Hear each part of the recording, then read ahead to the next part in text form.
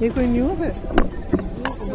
क्या मैम आप ये नहीं पूछते कि यहाँ पे सरकार खुद सेशन को डिस्टर्ब कर रही है कि पार्लियामेंट्री अफेयर्स के मंत्री खुद क्वेश्चनर को डिस्टर्ब कर रहे हैं? ये आप नहीं पूछ रहे कि क्या हो रहा है संसद के अंदर? વાયનાડના સાંસદ પ્રિયંકા ગાંધી અને પ્રશાંત કિશોર વચ્ચે બંધારણે 2 કલાકની મીટિંગ થઈ છે. આ બેઠકમાં બિહાર સહિત ઉત્તર ભારતના અન્ય રાજ્યોના રાજકીય સમીકરણ પર ચર્ચા હાથ ધરાઈ હતી. જો કે બંને પાર્ટી જનસુરાજ અને કોંગ્રેસ દ્વારા બેઉ નેતાઓ વચ્ચે થયેલી આ મુલાકાતને સૌજન્ય મુલાકાત ગણાવી છે. સાથે જ આપણે જણાવી દઈએ કે પ્રશાંત કિશોરના ગાંધી પરિવાર સાથે ખૂબ જૂના સંબંધો છે. તો આવો જાણીએ સમાચાર વિસ્તારથી. નમસ્કાર, જમાવટ સાથે હું છું પાર્થ.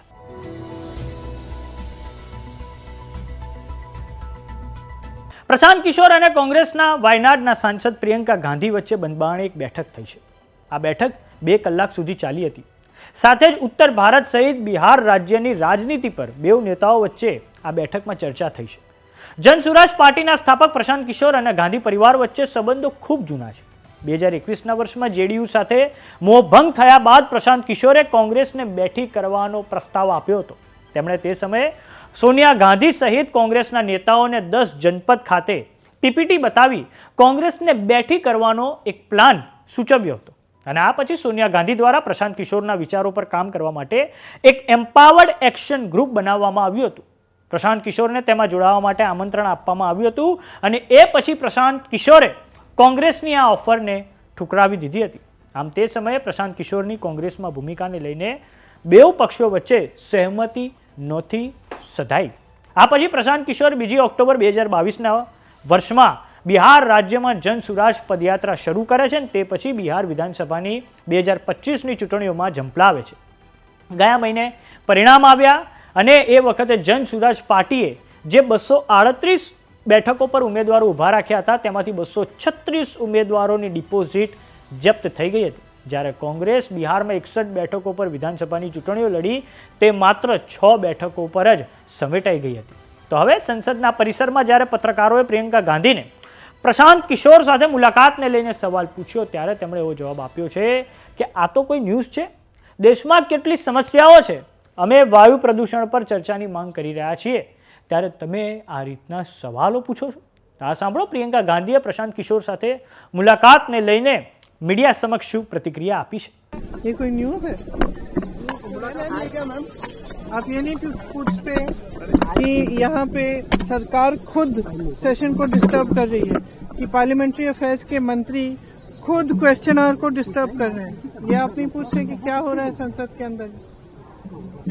हम क्या कहेंगे जिस तरीके से हाउस को खुद डिस्टर्ब किया जा रहा है सत्ता पक्ष के द्वारा, माफी की मांग कर रहे हैं, कह रहे हैं कि माफी मांगनी चाहिए जिस तरीके से पीएम को सो कॉल्ड. तो हम लोग आपस में बात कर रहे थे कि किसने कहा ये सब, हमें तो मालूम ही नहीं है. हमें मंच पे तो बिल्कुल ऐसा नहीं हुआ. फिर पता चला कि पब्लिक में किसी ने इंटरव्यू दिया, पब्लिक में कोई कह रहा है, कोई कार्यकर्ता है या कौन है, किसी को मालूम भी नहीं है कौन है, उनको खुद नहीं मालूम कौन है. तो सदन में उठा क्यों रहे हैं और वो भी क्वेश्चन आवर के टाइम? मुझे लगता है चलाना ही नहीं चाह रहे हैं. अब किस लिए हमने पोल्यूशन पे डिबेट मांगा है वो भी नहीं कर रहे हैं. तो मतलब अगर सदन चलाना ही नहीं है तो फिर ऐसे इससे अच्छा तो बंद कर दीजिए.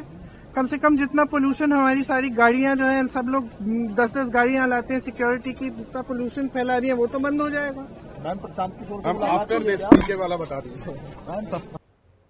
વાત કરીએ સત્તાધારી પક્ષ ભારતીય જનતા પાર્ટીની. બિહારમાં એનડીએની બમ્પર વિજય પછી ભારતીય જનતા પાર્ટીના આત્મવિશ્વાસમાં જબરજસ્ત ઉછાળો જોવા મળ્યો છે. ભારતીય જનતા પાર્ટીએ થોડાક સમય અગાઉ બિહાર સરકારના મંત્રી નવીન નબીનને હવે ભારતીય જનતા પાર્ટીના રાષ્ટ્રીય સ્તરના કાર્યકારી અધ્યક્ષ બનાવ્યા છે. તો હવે થોડાક સમય અગાઉ એનડીએના સાંસદો દ્વારા વડાપ્રધાન નરેન્દ્ર મોદીનું ખૂબ મોટા પાયે સન્માન કરવામાં આવ્યું હતું.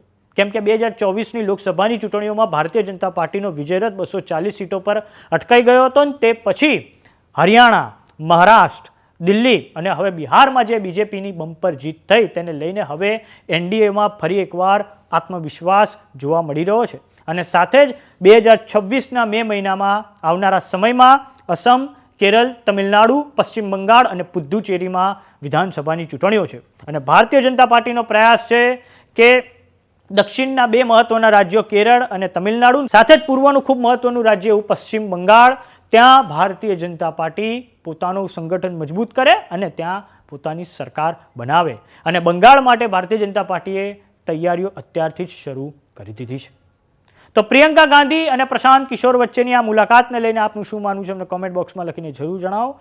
જો તમામને યુટ્યુબ પર જોઈ રહ્યા તો સબસ્ક્રાઇબ કરો. જો તમામને ઇન્સ્ટાગ્રામ અને ફેસબુક પર જોઈ રહ્યા તો ફોલો કરો.